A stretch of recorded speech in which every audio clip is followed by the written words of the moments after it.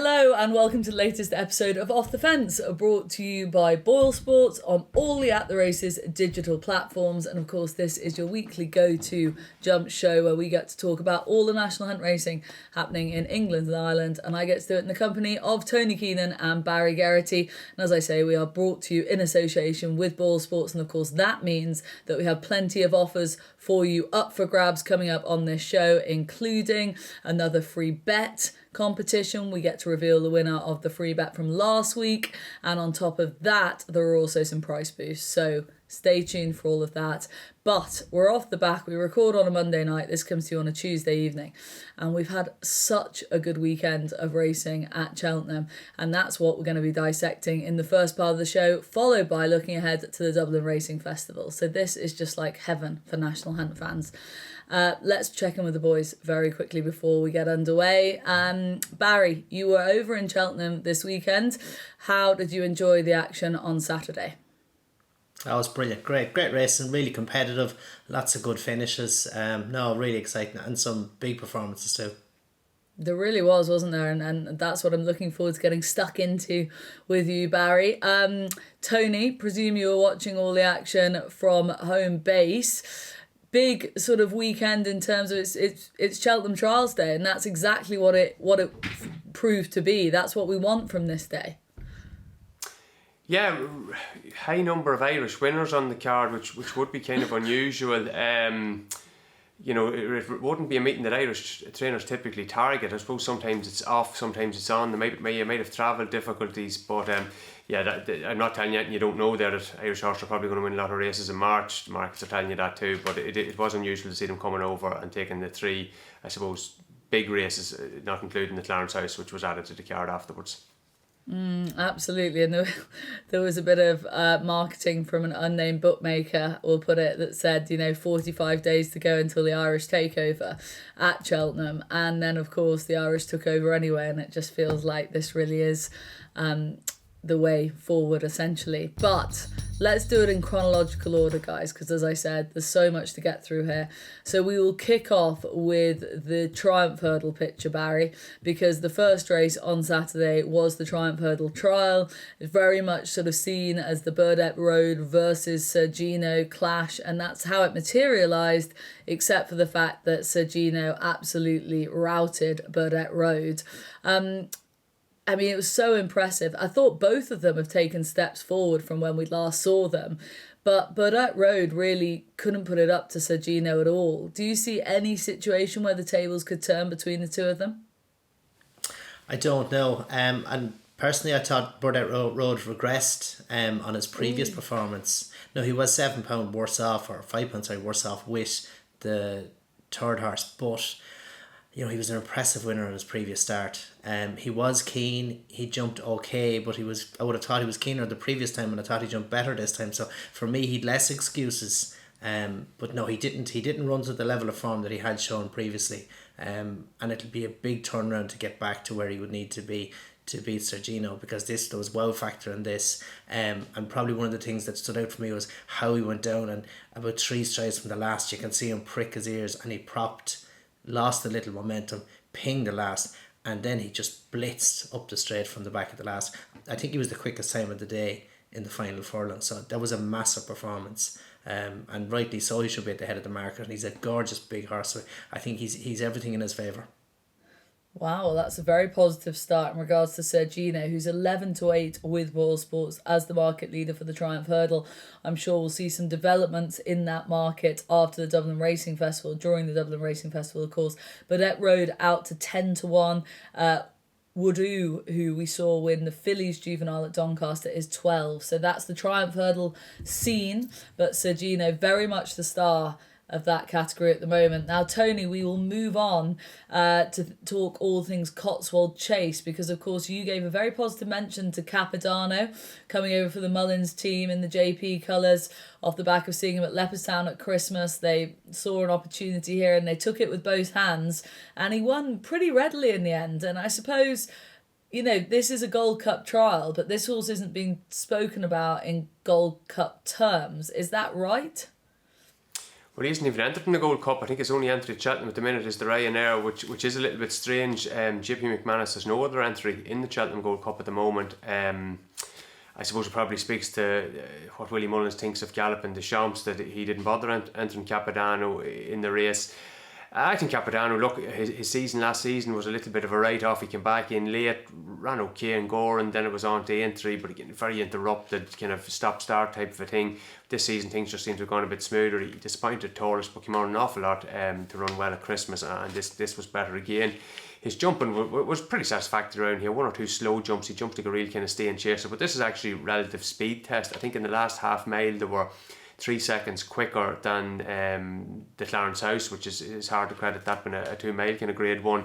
But Capodanno showed a fair turn of foot. It's just, will they think of supplementing him into the Cheltenham Gold Cup? He's the type of horse you could see staying on into a place like something like Annabelle Fly over the years. Horses like that have been able to keep on and kind of grab a second or third or a fourth.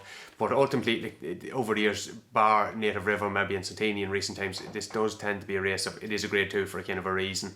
There probably are ones that you'd be fighting for the top 4 or 5 in the Gold Cup rather than actually thinking of them winning it. I think it's a bit akin to last year's race that High Senior and Noble, Yeats and Sounds Russian and all those were kind of involved in. But it was a much better effort from Capodanno, but it does sound like the Grand National is the plan.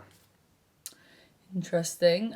Barry, I thought in behind, there's lots of kind of takeaways, maybe not at a Gold Cup level, but still at a very good level with the likes of, they're talking about dropping a Hoist and Yaw back down to a Ryanair trip, got Stay Away Phase run in there, but also I thought the Real Wacker put up a better performance than we've seen from him in, his last start anyway. Yeah, the Real Wacker seemed to get outpaced and then ran on strongly in the death. It was a good performance, and I wonder would they be considering maybe pressing on a little bit more aggressively through the middle part of a race. Stay Away Faye ran okay, just lacked the pace, I suppose, and maybe that could be his problem when he steps back into novice company again with something like Factor File or Grangecar West. Will he have the pace to match those when it matters? I thought a High Senior was a little bit unlucky. Steve Mulqueen's steer brother broke at the 4th last, and he got lit up and he raced to the front, having been following the pace prior to that. It gave away his chance. I'm not saying he'd have won, but I think he'd have run a better race and it would have been a step in the right direction. But I suppose that the reflection for me on the race was Royal Pagaille was competitive when he fell at the last. Royal Pagaille was beaten 24 lengths and 18 lengths in the last 2 Gold Cups. So would I see the Gold Cup winner coming from this race? Not really. And the betting very much follows that view. Obviously, Galopin Des Champs is even money favourite, and the horses that we have just spoken about are all bigger than 20-1 in the market. So pretty much sums up what Tony and Barry have said there. Good grade 2. We like a competitive race. Good winner, but probably not a Gold Cup trial. On we go though, Barry, to the rearranged Clarence House. I was so looking forward to seeing Jonbon. I thought it was just as the price suggested. We all expected to just go and see him bounce around here, win well, and then go on for the clash at the Champion Chase. That isn't what happened. He got beat by Elixir de Nuts in the finish at 22-1, the winner. Now, it's easy, and I know we should talk about the winner, but really the story of the race is Jonbon getting beaten at such short odds. So I want to start there with you, Barry. And I know he got into no jumping rhythm. He seemed to sort of lose his confidence a bit. Then he made the terrible mistake. Then I thought James went for home too soon on him after the mistake. And then he's had this tough race. It was just a mess from start to finish for Jonbon. And it must have been a hard watch for his connections, I would imagine. Yeah, and it was a difficult one for James with such an important ride to get. But for some reason, he just never found the rhythm that he normally would. And he is bomb-proof. He's very measured. So, for me, visually, there was no reason why. I didn't see anything James did wrong. A couple of fences early on, he was reaching and stretching, just not as comfortable. And then down the back straight, he seemed careful and he was losing the length. And that's okay, but you want a horse like him to find his rhythm. You shouldn't have to do much. Just sit against him and they will find their feet. When he turned to the 4th last, he went looking for a bigger one, about 4 strides. When he gave him a couple of squeezes, but you could see by his body language, he wasn't getting the right vibe back from Jonbon. So he just sat as in to let him pop. And then Jonbon dived at the fence, made a desperate mistake, and he did really well both to stand up and for James to stay on board.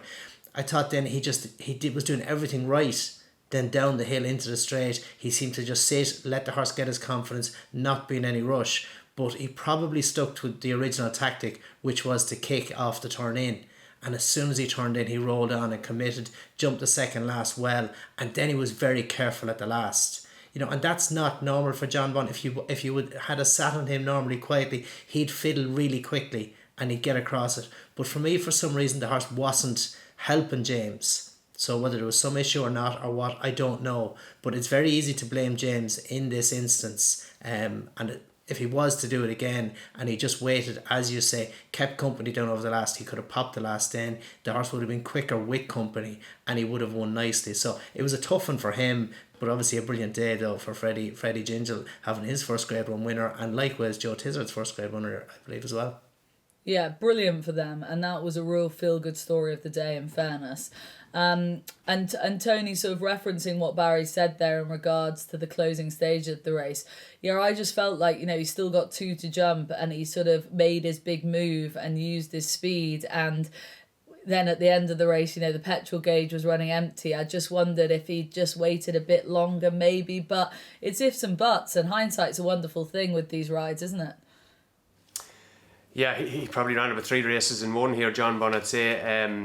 It was so many kind of different talking points. He hardly even mentioned the winner. I think the form is probably not very trustworthy at all. I don't think any of the horses in the race jumped particularly well. Even the winner made a kind of a bad mistake or 3 or 4 out. Jonbon, this is the 3rd time in 3 seasons on his run before Cheltenham he's looked temperamental. He did it. I'm not calling him ungenuine because all his other starts he looks fine, but the prep run before Cheltenham, I don't know what it is. The day in Haydock that he won the Novice hurdle, he looked tricky. I thought he had to think about in Warwick last season. As well in the chase where he was in against Calico, and here on Saturday. Now I'd say he has probably very good reasons for Saturday's kind of effort here. You know, he's kind of, as I say, has had to run nearly a couple of 3 races, and then he's kind of got the lead, and then your man has kind of passed him, and then he's kind of hung in behind, and he stuck his head a bit to the side and stuff like that. So yeah, he's had a very, very hard race, I would say. Now it's interesting, like, is that temperament now, is that going to totally disappear now for the next day, or because he's getting older, is it going to get worse? I don't know. I was actually interested in Barry's thoughts, like the mistake he made now, my instant reaction after was like, is the jockey going to pull him up here?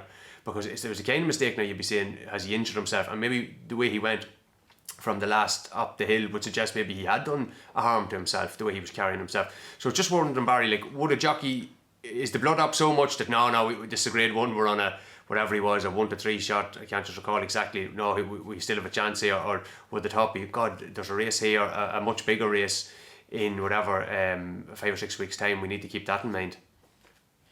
Well, you could have it in mind, but when you'd land at the back of the last and you'd gather yourself up and gather the 4th last and gather your horse and everything, and then he sat and he just let him come down the hill himself, he popped the 3rd last, he sat again, so he got lots of time to judge his horse. How is he going? How is he feeling? And obviously from what he was doing and the fact that he should have or could have nearly won would suggest he was happy enough. So it's very easy to say he should have pulled up, but he very easily could have won by pressing on.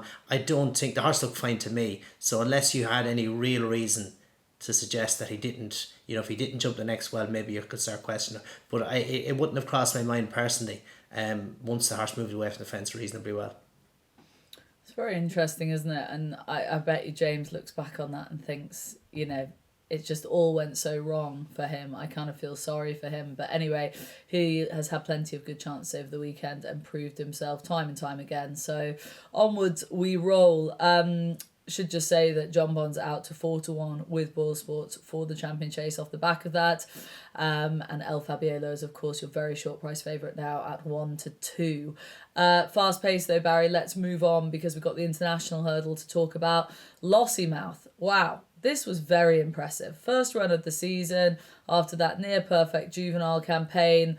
I mean, a terrific performance from her in the international, I thought. I know, you know, maybe you could crab the form, maybe, but the way in which she went through that tracker camera with the speed she showed, I was really blown away by her. Yeah, you could crab the form. Love Envy, I don't think she ran to her mark of 151. She only has Robo behind her, and he was giving her £9. So you could question it, but you couldn't question the style she did it in. I thought also Paul Townend nursed her into the race down to the last. To me, at that point, she was running like a filly who'd taken a blow. She didn't just swing in cantering. She really looked like one having her first run. But when she landed at the back of the last and he gave her a small squeeze, away she went. There was a real wow factor. But Willie's taken an interesting approach to this race. As her being a 5-year-old, he's given her no early season racing, so he's protected her. He's given her an easy time. We often speak on the show about that intermittent year between being a juvenile and being an open hurdler. Is it that 5-year-old year? It can be a bit of a dead one. Horses can have a tougher race than ideal, if you like, because they're stepping up in grade and up against older horses. But he didn't do that. On the back of Cuvega, missed a lot of her season as a 5-year-old, and I gather that he felt that was beneficial in the end. It worked out through a slight injury, but he delayed both running Lossiemouth and Galopin Des Champs until this weekend. So it was a really good performance. I think a really good training performance to do that. But would he go and throw her in the deep end in the champion hurdle?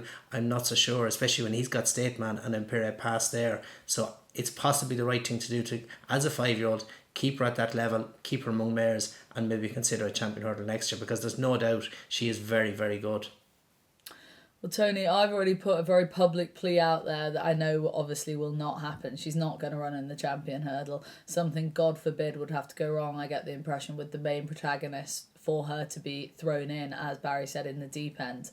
But off that performance, so much hope and potential there. And I don't know, basically my question to you, Tony, is do you feel that she should be running in a champion hurdle? I don't know. I would concur with what Barry said there. The place never made a lot of sense. There wasn't really a race for her before Christmas unless you were going pitching her into a Morgian or the race at Leopardstown, the 2-mile race at Christmas. Like the mares' races are kind of stacked towards the back end of the season. The 2 Grade 1s are at Cheltenham and Punchestown. I wonder kind of about something about the owner dynamics of things. Like, do owners prefer to go to Cheltenham with like an odds-on shot for the mayor's hurdle, or would they prefer to go to the champion hurdle with, I don't know, what would she be, 6-1, something like that? Friday Statement does the business on Saturday, which I assume you will, on Sunday, sorry. I was actually going to pose a question to the two of you. Like, she kind of surprised me a little bit. Like, I thought she was a good juvenile hurdler last year, but she was a bit mixing in with the same kind of horses, the Galopin Des Champs and Zarek the Brave, although he went and won at the Galway hurdle. But just over the last 20 years, now I have an answer to this, so I'm trying to catch us on the hop. At the time, like after the triumph, like who did you think was going to make up into champion hurdle type horses? I've got a list of 4. I was just wondering, what did you think?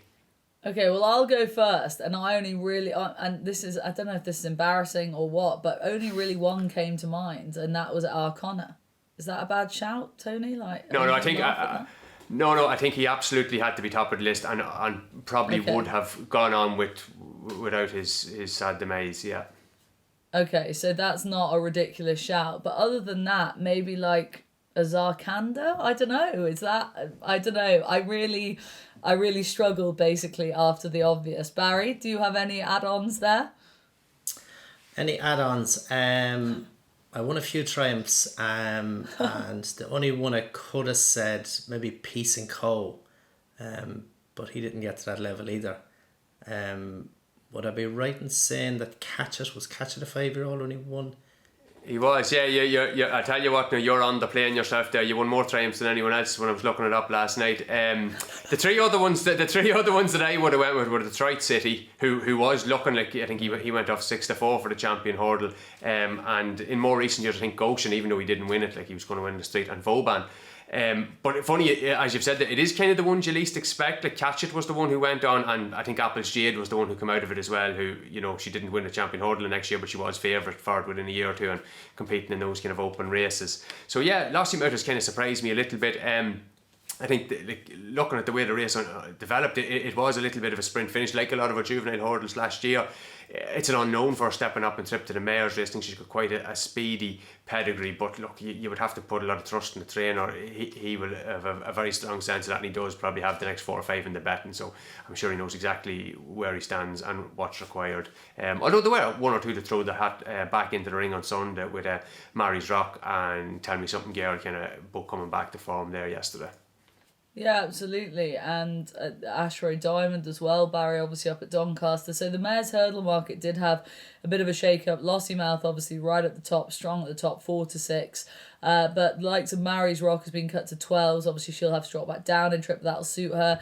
And Ashrow Diamond isn't being forgotten about after Patrick being very positive after he won on her, that Yorkshire Rose hurdle. She's 4 to 1, second best in the market. And you know, the focus will be on Lossiemouth, but Ashrow Diamond herself and some of those other mares, they shouldn't be forgotten about, I don't think. No, definitely not. Good performance by Ashrow Diamond. Interesting though, this was her this time last year she had her 4th run of the season. This is only her 2nd run this year. So I just wonder, is there a different plan for her, and is she benefiting from that? Because she was beaten 13 lengths by Tia Hupu and Imperial Pass in the Hats race. That was a good run, and she's potentially improving that again. And I think she's put up a better performance than she has done last season. So she could be just getting to a higher level for that reason, maybe. Yeah, for sure. Different sort of campaign. Tony, let's move on to the Cleve hurdle. This was a brilliant race. Loved being there for it. I mean, the roar, I promise you, there was a real roar when Paisley Park looked as though he might be able to get there and win a 4th Cleve hurdle at the age of 12. I mean, just ridiculous. And we speak about this division obviously plenty, and you know that we kind of love the quirks of it. And then you've got a national winner throwing his hat in the ring, winning a Grade 1. Looks as though, you know, he's going to have a real chance in a stayers hurdle. He's 10 to 1, by the way, with Ball Sports, Noble Yeats having won the Cleve. So a division we love, Tony, but after the Cleve, what are your takeaways from this, other than Emmett being a genius, which I'm just going to throw out there? Number one thought is I think you need to be certifiable to think of having a bet in the stayers hurdle in March, or at least having any kind of a strong opinion. Very, very, very difficult race. Like Noble Yeats has come back and won it. Yeah, good performance out of him, no doubt about it. Creative campaigning from the people involved. You have a 12-year-old in second. Like, strong leader, has probably shaped best. Is that mad to say? Kind of made mistakes at the wrong time. 3 out and 2 out. He's faster than any of them. 4th, 3rd, 2nd last furlong, and then his kind of run just peter out. He's not even entered in the stayers hurdle. So that kind of again tells you what kind of a little bit of a guess up that race is going to be. So no, very interesting, great drama, brilliant to watch. But I think you'd be brave now having a bet in that race. That whole division looks very tricky. Very tricky indeed, but you know, we love it all the same. Barry, Tom Bellamy was interviewed, bless him, coming back in. You know, they do those kind of beat and jockey little sound bites on ITV, and he just said to Mick Fitz, he was like, it's killing me this. I mean, your heart just like does go out to the horse, but mainly Tom, I thought, actually, like, the horse doesn't know, but for Tom Bellamy to go so close in those 3 races this season. Did you ever have any experiences similar? Just like continuing to get beat? Oh, lots of them, Vanessa. I had, I think I had 3 seconds in the first 3 races in Cheltenham one year, and waited until the Friday to get a winner on Bobsworth. But it's been tough. It's been tough for Paisley Park hitting the crossbars many times. He was also given the winner £6 as well, which made it doubly hard for me anyway to watch that.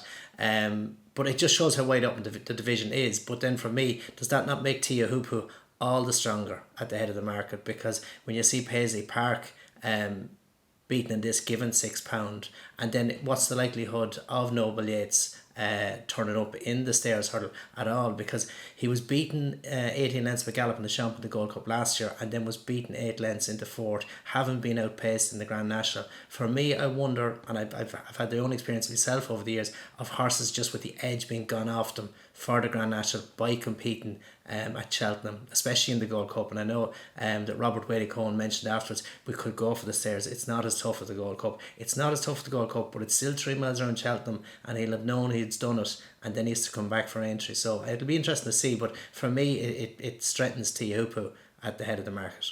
Yeah, Tupu 7-2 market leader with, of course, his stablemate Irish Point, but we're kind of not expecting them both to line up. And this is very much Tupu's big day. So yeah, I can totally see that from you, Barry. It's interesting in regards to the national plan as well with Noble Yeats. There's kind of lots of spinning plates there. Barry, quick mention to a couple of other horses as well, mainly Gidley Park, who won the last race on the card, the grade 2 for the Harry Fry yard, remaining unbeaten over the 2 miles 4. He looks an out-and-out galloper, but do you expect him to step up in trip for the festival or stay at the mid-div trip? Personally, I'd rather him go up and trip. It was a good performance, but it was workmanlike. And if he was to meet something like Ballyburn, we're guessing what's going to be the one to beat. And Ballyburn for me at the minute would look like the one. I think Gidley Park would struggle to deal with him, and for me, be better off in the Alberta maybe. Yeah, that'll be intriguing to see where they go.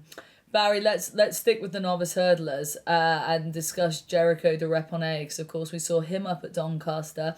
He did win, but the Rossington Main that was. But I mean, he didn't enhance his Supreme hurdle chances, and the betting reflects that. He's gone out to 15-2, having been at one point the market leader for the Supreme.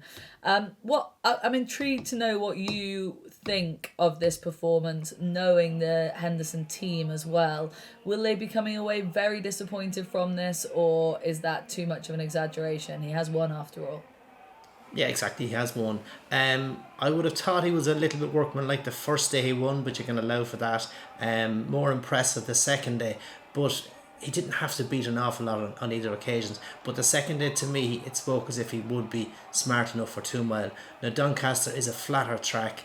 You know, it's more emphasis on speed then, and that was really that shone out. He didn't just for me have the pace.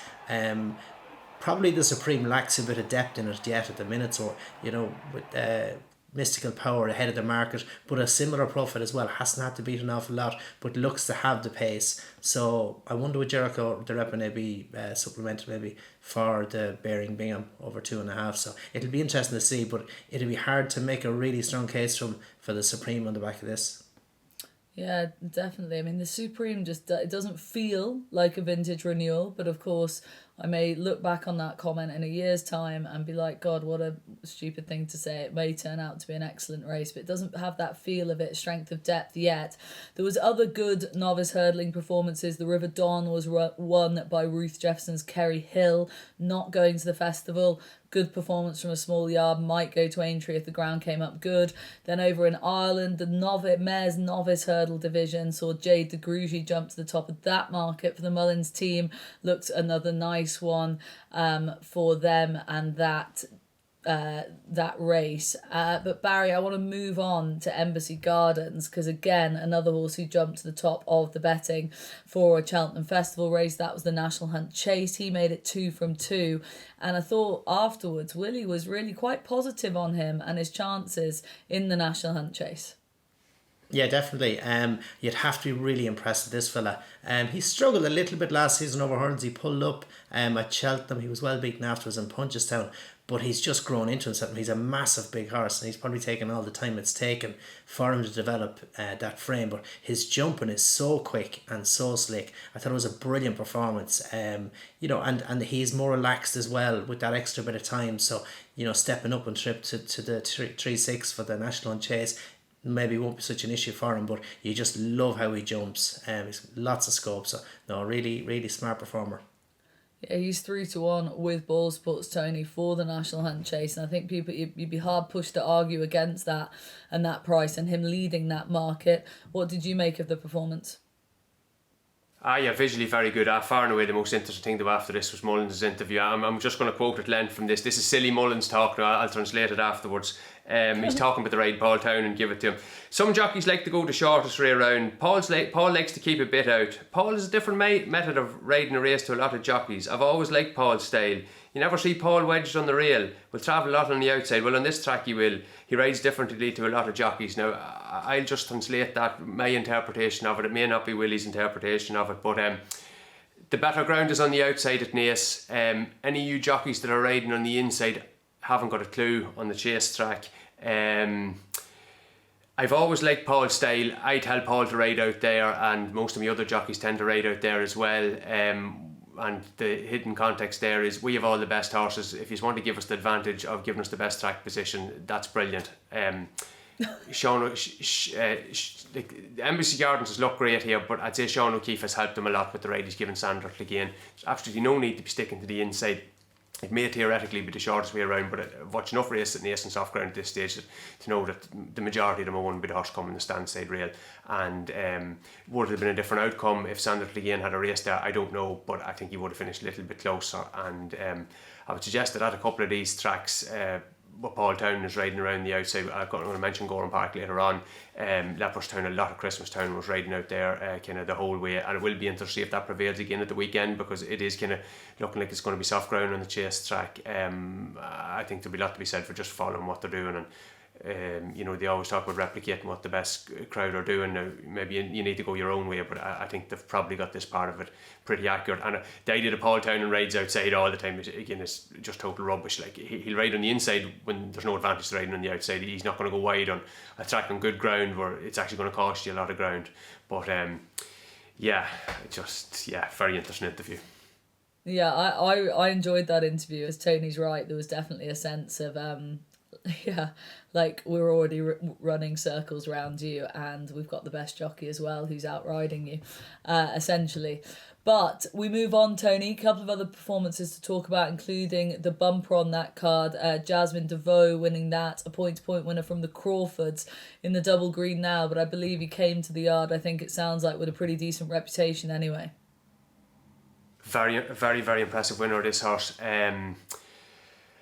And I know he would be kind of coming back from a kind of 18.5 furlong race to a champion bumper, but typically champion bumper does tend to be well run, and this race was really well run. It compared very well time wise too. There were two races kind of over the 18.5 trip. There was a maiden hurdle won by Titus Putla, and then the handicap won by I can't think of his name, Eric McNamara.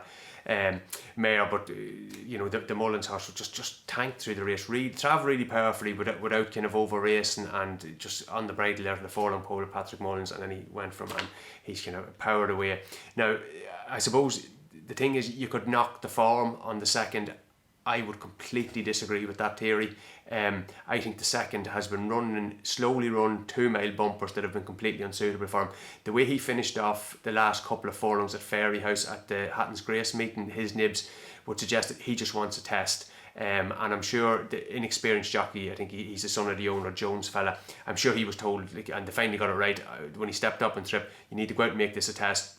Your horse is a middle distance, probably stay in hurdle or chaser in time, and that's exactly what he did. And I'd say that horse has improved a minimum a stone for the ride and for the way the race has unfolded on Sunday. So again, a distance of ground back to the Tord, who is someone who had bits and pieces of form. So I think his nibs himself is actually quite a good prospect. Although bumpers just aren't really seeing him to best effect because he's a stayer. So yeah, I would have this horse now high on the list for the champion bumper anyway. Again, both well reflected in the market.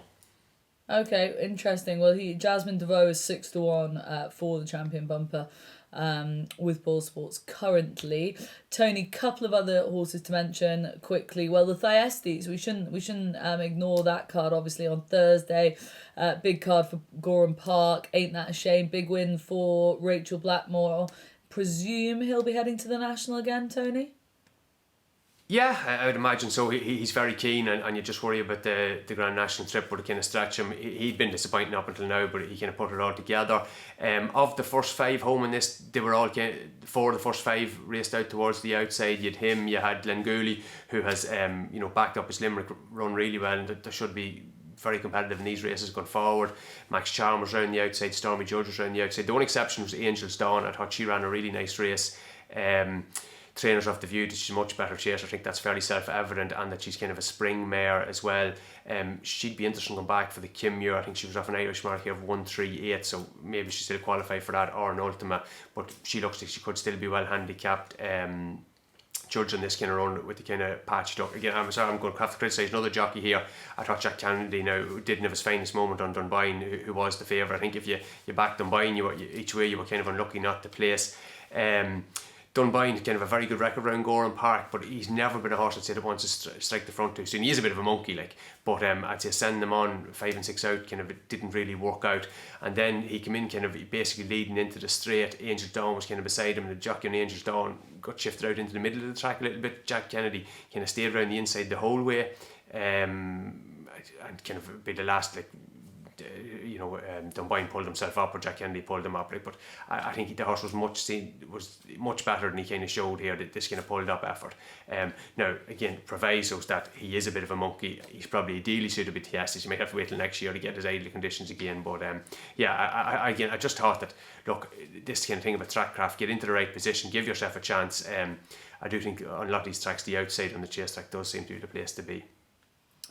Okay, we know, I feel like this has been one of those shows where we have got stuck into a few jockeys, but we're just having an open conversation and we can't shy away from these things. So it's all good content. Tony, last race for you to mention, Monkfish, obviously on the same card. Long awaited reappearance. He's going to have Stayers Hurdle chat, Gold Cup chat now. But essentially, at this point with a horse like that, like, can we trust that the wheels are going to really stay on?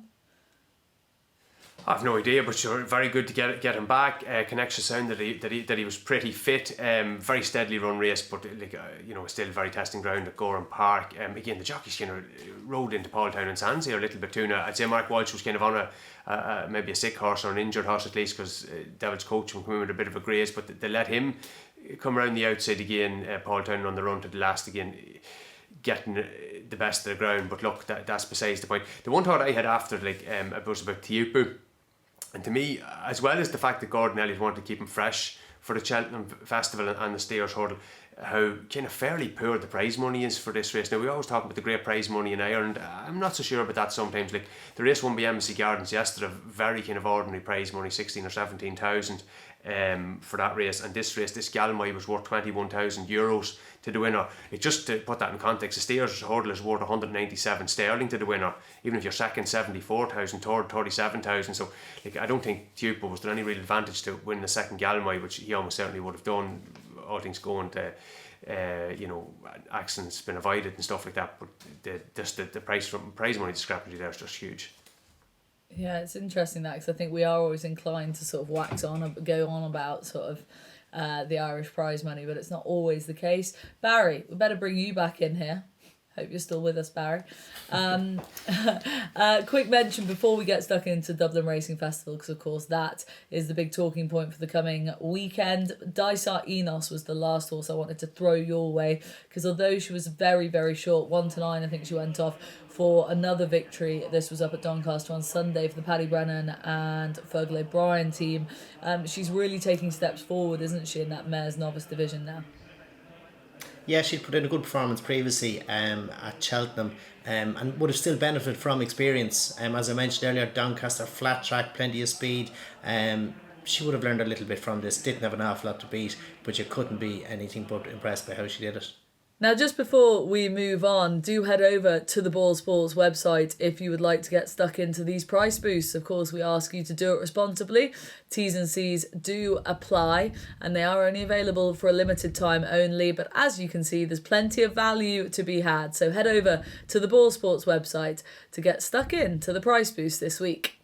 Okay. Let's move on to, first of all, competition time, guys. I'm going to announce the winner of the competition, but awkwardly and annoyingly, the competition last week was obviously we asked viewers to get stuck into the YouTube comment section with whether they were with or against Allaho for the Ryanair. Well, of course, they're very much against Allaho now, given that he isn't going to be going there. So we still had to pick a winner, though. And the winner is Paul OM2396. Hi, Paul. You said you're against Allaho, and you said Fugitive's return in the Clarence House at the weekend could put him into contention for the Ryanair. So we selected you as our £20 or Euro free bet winner. And rolling on to this week's competition, again, £20 or Euro free bet is up for grabs. And this time we want you to just simply tell us who your best bet for the Dublin Racing Festival is. So get involved in the YouTube comments below. Best bet of the Dublin Racing Festival. We want original thoughts, please. You could put forward a double, a treble, anything you like. Get involved.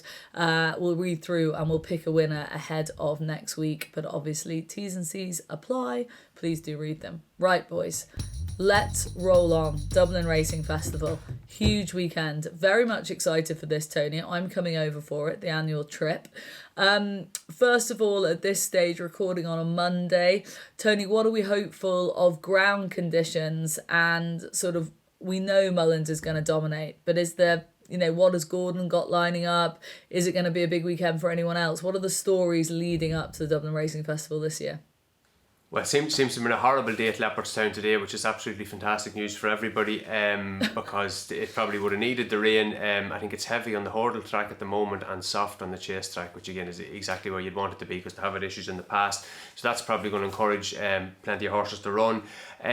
Personally, I have no enthusiasm for betting a lot of these Grade 1 races at the moment. I do think they're probably just going to develop into Mullins just winning them all and possibly winning them more with short price horses. Now, historically, it has been a very good meeting for the short price punter and that, and maybe putting them into accumulator and stuff like that. Not so much last year. Lossiemouth got beaten, Preciata got beaten, Facile Vega got beaten, and Blue Lord all got beaten. They were his 4 beaten favourites. I think he had 2 winning favourites over the couple of days. I'd also say to people, like, if you are thinking of having a bet, maybe wait until declarations.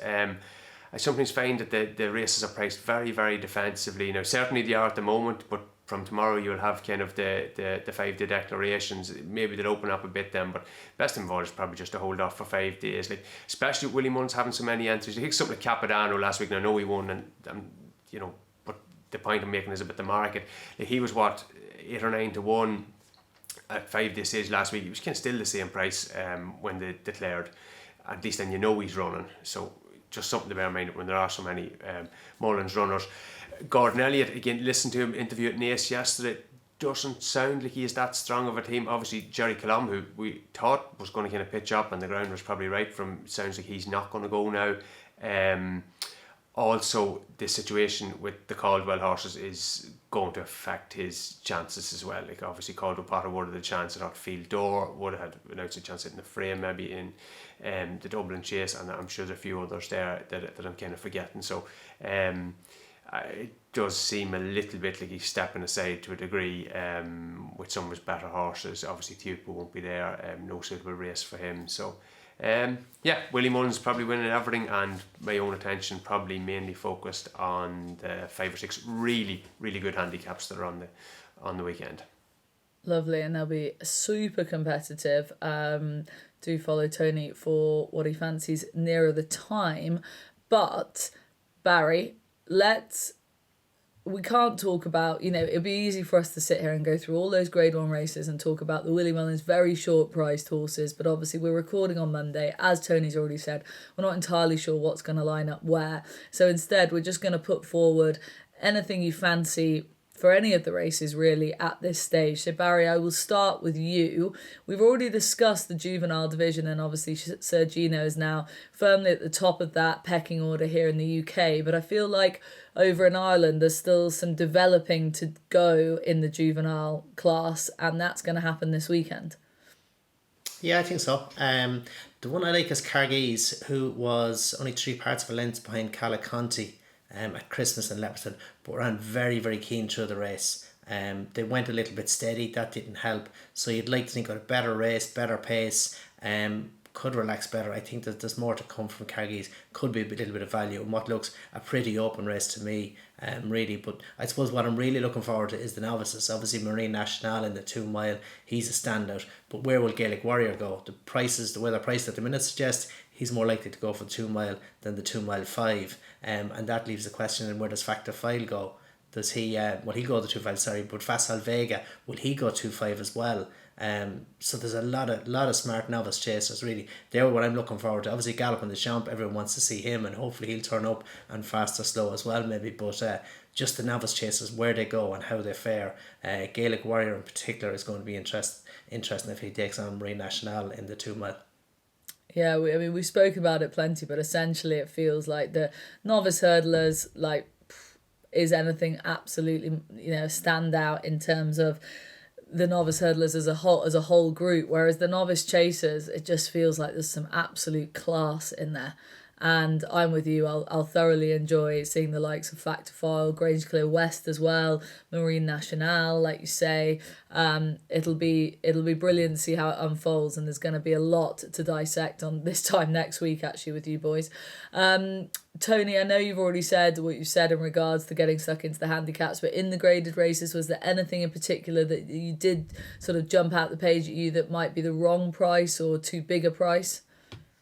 Yeah, the one opinion I have in the grade ones is in Nathaniel Lacy, the first race on Saturday.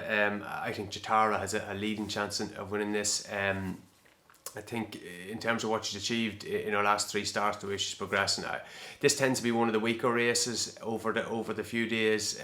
Not always one that throws up the Cheltenham Festival winners, maybe that some of the others would. She kind of had plenty of experience over hurdles last season, kind of failed to win. But this season has come back kind of a better mare, which isn't surprising given the family she's coming from. She's from that kind of bloodline of what Jeski and Jetson and Jet and all of those who often kind of improve with time. This is the first time she stepped up beyond 2.5 miles, which I think will definitely suit her. I was really impressed with her at Christmas. It's just kind of won so easily the kind of mare's hurdle, and she will be getting the allowance, which is a help. One pity is I presume Jack Kennedy, who's been taking the ride on her 3 kind of wins this season, won't be on board, because I'm sure Gordon Elliott will have something for it. But I think she can go well in that race anyway. Okay, Jatara then, put forward by Tony. And last word, Tony, to you in regards to that Irish Gold Cup. Obviously, as Barry said, we're so looking forward to seeing Galopin Des Champs. The rain will have helped his cause, and he is very short at the top of the market for this race. The others that might run in there against him, likes of Fastorslow, of course, Gentleman's Game, Conflated, Jungle Boogie has an entry, I Am Maximus, the other two we won't be seeing. But for the race itself, we really do need Galopin Des Champs to show up. And I don't know, people seem to be sort of whispering that he might not, but then you listen to that Willie Mullins interview from the weekend and it very much feels like he is going to run. Yeah, he's basically said that all of the big ones are going to run, and I suppose if all of his big ones don't run, there's might not be an awful lot left. I was surprised at him even considering this race. I thought that a slight change of plan. I think initially, if they'd won the John Dorkin, they may have came here and then on to Cheltenham, but then they decided with slightly disappointing run in the John Dorkin, they would go to Christmas. But he just put up such a whopper of a performance then. I kind of thought that, maybe going fresh to Cheltenham, giving him a little bit of time to recover from that. I don't think there's any way he didn't have a hard race there. I know he won very easily, but it's just that still would take a lot out of him. So I just wonder, going into Cheltenham, does he need another hard race? Maybe he's going to be able to avoid that. It looks like it's going to be a round 3 with him and Fastorslow, but I just wonder, will there be any wavering during the week? Will it just say, maybe, we'll just like how many Leopardstown Grade 1 3-mile races do you want to win? Like there's nothing wrong with them, but you're not putting it ahead of a Cheltenham Gold Cup, I don't think. Interesting. I very much hope they don't listen to that and they do run, because I want to see him, but I do understand the angle you're coming at, Tony. Right, we better wrap up because this show has already become a bumper episode. So just very quickly, boys, tracker time. Barry, let's have a tracker horse from you, please. Your winner for the future. Yeah, I thought Under Control ran a nice race for his first wind up behind Ashrow Diamond. Bombed out in the Jerry Field on the previous start, had some nice form last season, so I think Under Control can build on that run. Okay, Under Control then for Barry. And Tony, your tracker horse, please. Yeah, Quest for Speed, he was third, at Naas in a handicap hurdle yesterday, one of these full circle qualifier races. I thought he was a little bit like Jonbon. He ran 3 races in one here in this race. I thought the jockey didn't want to be where he was at the start. You could see the way he was riding along straight after. I think he wanted to be kind of more forward. He got into a decent position, then kind of made a mistake at what was the second last first time round. Hurdling kind of suffered a little bit after that, and he kind of lost position again, went back to the back of the field, and then into the straight he's kind of come wide, and he has nothing really else to pull him into the race, so he's had to make up all the ground in the zone. He's finished off very strongly into third. I think there's a fair chance he's probably the best horse, and I'd say he's well handicapped off his mark there in the, low 110s, I think 112, you make up a pound or two for Sunday's run. Beautiful. Quest for Speed into the tracker. guys, viewers, listeners out there, make sure you do put these horses in the trackers, because the boys have been pointing you in the direction of a good few winners throughout the course of season 4 of Off the Fence. That rounds up the show. Barry, Tony, thank you very much as always. Viewers out there, don't forget the competition. Be in with a chance of a free bet courtesy of Ball Sports. Get involved in the YouTube comments below. Tell us who your best bet for the Dublin Racing Festival is, or what your best bet for the Dublin Racing Festival is. Enjoy the weekend's action. I can't wait for it myself. Heading over on Friday, it's going to be terrific, and I'll be discussing it all with the boys this time next week. But for now, have a good one, everyone. That was Off the Fence.